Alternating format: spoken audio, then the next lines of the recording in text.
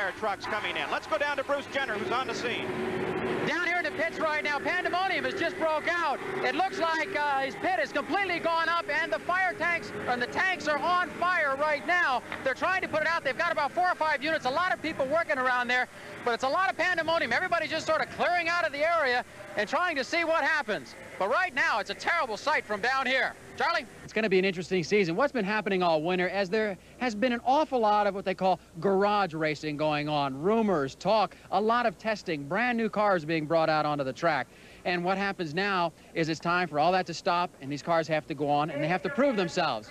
In the front row, it's Rick Mears in a brand new Penske-prepared machine, and he can drive that thing. In practice, he was awesome. Just outside him, Gordon Johncock in a brand new car. This is the first opportunity we've had to see him, and Johncock has proved in the past that he knows this 1-mile track at Phoenix.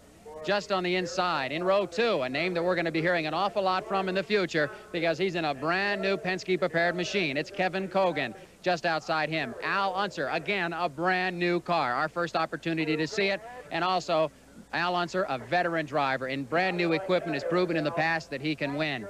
In row 3, inside, Mario Andretti. A little bit disappointed in his qualifying, being in row 3, but it's again in a brand new car, which he's developing, and he thinks maybe he has the kinks out, and he's going to be in there. Now, the only man out of the first 6 who is not driving a new vehicle is Johnny Rutherford in the Chaparral that we saw him with last year. That has been tested and modified for this year. But Rutherford, it's rumored that Jim Hall has a brand new car for Johnny, and we'll probably be seeing that in the next few weeks. And right now, the garage racing stops. It's time for those cars to get on the track. No more talk. Let's see what they can do. Bruce Jenner. Well, Mario's got a lot of thinking to do. Not only is he going to start a half-mile behind the leader, he's got the entire field to contend with, 33 cars. Out of that, 9 rookies. So he's going to be moving up very fast on a lot of very inexperienced drivers. That puts him in a very vulnerable and dangerous situation. Now, there is one good thing about starting in the back of the pack. Usually in the first few laps, problems develop in the middle of the field where all the traffic is. Mario, being in the back, has an opportunity to see that, slow his car down. One major concern of the drivers is getting hit from the back, and Mario will not have that problem since he'll be in the back. So Mario's got a lot of thinking to do in these first few laps. Now let's go back up to Charlie Jones. Bruce Jenner has that story.